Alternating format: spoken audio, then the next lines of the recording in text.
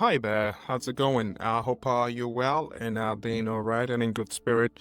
I'm really excited and happy to come to you this very moment. And so, today, as we kind of continue with our series on biblical wisdom for flourishing, I do want to hopefully touch on some topics that I think would be helpful as we are reflecting on what flourishing would look like, especially from a Christian lens. This is Biblical Wisdom for Flourishing, and I'm Victor Kenneth, your host, and I'm hoping that it's been really, the series has been enriching as you reflect on what flourishing is in a Christian life.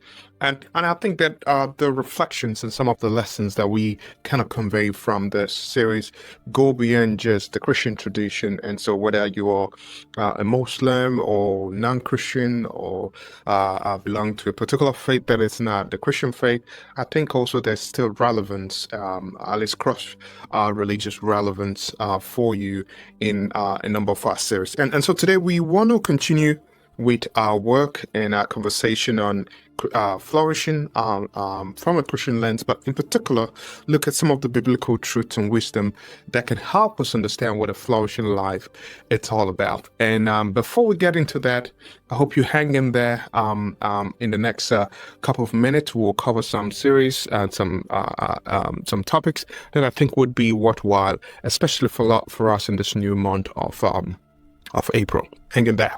Talk soon.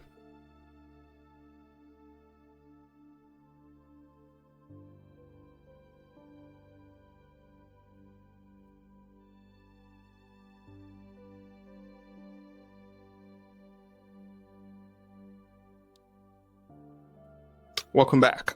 So today, this week, I think I want to talk about the kind of faith that moves mountain, because when we talk about flourishing, at least from a Christian specific tradition, I think faith kind of comes at the center of that conversation. And today I want to look at the kind of faith that truly moves mountain, or really to understand how biblical faith, what it looks like, especially in daily challenges, and how a perspective and what really understanding of faith is, how that enriches how we see Christian flourishing. But before we start, I want to draw my text this morning. My hope is also that this series, it's also a bit of a devotional for you as well, that we can all grow together as we reflect on the scripture and understand what God might be telling us in this season. So for today, I draw my text from the book of Matthew 17, verse 20. Matthew 17, verse 20. And it says, so Jesus said to them, because of your unbelief, for assuredly I say to you, for you have faith. If you have faith as a mustard seed, you would say to this mountain, move from here to there, and it will move, and nothing will be impossible for you. If you have faith as small as a mustard seed, you can say to this mountain, move from here to there, and nothing will be impossible for you. I think in many ways, this particular text kind of tells us so many things, because I think it's important that we don't, start up by rushing into some kind of radical claim that, which seemed like Jesus seemed to make one in this text, because it's important that we not rush past the radical claim of moving mountain, because he doesn't really say that if you have perfect faith. Jesus is not saying that if you have an enormous faith. Rather, he tells us in this text that if you have a faith the size of a mustard seed, one mustard seed that for some of you that might be familiar with it, it's one of the tiniest seeds known in the ancient world. And so Jesus is saying that if you have faith that is as tiny as the tiniest of seed, that you can do the impossible. And sometimes the problem, I think it's a bold statement in many ways, because oftentimes the problem with a lot of people, particularly Christians or believers in this sense, it's a problem of faith. It's a problem of faith. When you find someone struggling in their spiritual walk or your spiritual journey, It's usually a problem of faith. And of course, in psychology of religion as a field, there are some research that's been done that kind of links, for example, things like parental attachment and our faith development, and also the link the early years of life and our faith development. And all this becomes tangible ways of understanding or maybe conceptualizing what faith is. But now, I think when you think about the kind of faith that is really talked about in this text, the first question that comes to mind is to imagine the kind of faith this is. It's not faith in ourselves. It's not wishful thinking. It's even not magical optimism. It is it's a gritty, daily, determined trust in God's character to provide, to be there for us, even when it seemed impossible. It's sort of a faith that believes God is who he says he is, and that he would do what he says that he's going to do.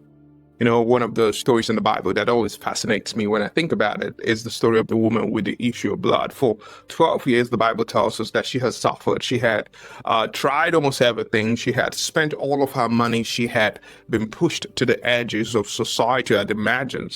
And yet she believed that somehow, that God would heal her. She believed not in herself, but in the power and the compassion of Jesus. And that belief ultimately moved him, as you see. It moved her through the crowd, even in spite of people. I could imagine people kind of pushing back at her. But that belief, that faith that she had in the compassion of Jesus, moved her through the crowd and made her to stretch out her hand, and which led to her becoming whole. Now, I think that faith is not proven in ease. It is revealed in adversity. When someone tells you they have faith, the best way to know whether you're truly a person of faith is when you're faced with an adversity. Because I think faith is proven when we're facing challenges, when we're facing a mountain, right, in our lives. Psychologist Kenneth Pargament, who I've also had the privilege of also publishing with, we did a work at some point where we looked at hope and well-being, and we're trying to see. We're looking at hope and well-being, yes, and we're trying to see how religious coping actually moderates this relationship. For example, Ken in his work, even he talks about how faith can become some kind of spiritual resource that we use as a coping mechanism. In other words, what he means is that when we anchor ourselves in God, we have a resilience. We have a well of resilience that the world can't see. But truly, it's what is needed in our time. And so faith in God becomes a coping mechanism or a religious resource or a coping resource that often helps us to deal with the challenges in our life. So the question I have for you this morning, it's, what is your mountain? What is that mountain in your life? And a mountain could symbolize, it could be a broken relationship, it could be a chronic illness, it could be even a financial crisis. The mountain, it's not the problem. It is, I think, the opportunity for faith. Any mountain or any challenge that we have in our lives, it's always an opportunity to show faith. A faith like a mustard seed. It shouldn't be massive, it shouldn't be showy kind of faith, but it should be just like the mustard seed of faith. It's the kind of faith that prays.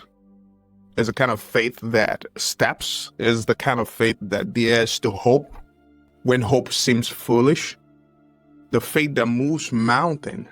It's simply this. I think it is trust in motion. It is trust that refuses to give up. Not because you're strong, but because God is.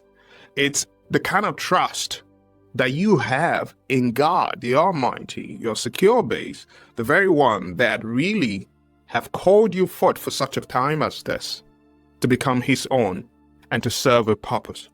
It's trust in motion. That's what faith is. The faith that moves mountain. It's a trust in motion. The trust that refuses to give up. The trust that refuses to throw in the towel, not because you're strong, because you're plugged into the one that is strong and greater than you are.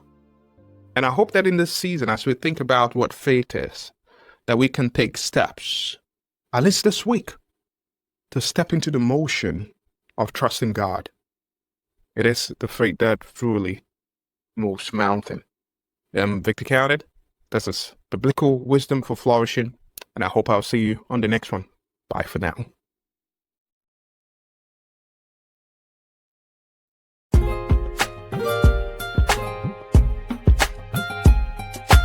Five, 4, 3, 2, 1, 0. All engine running.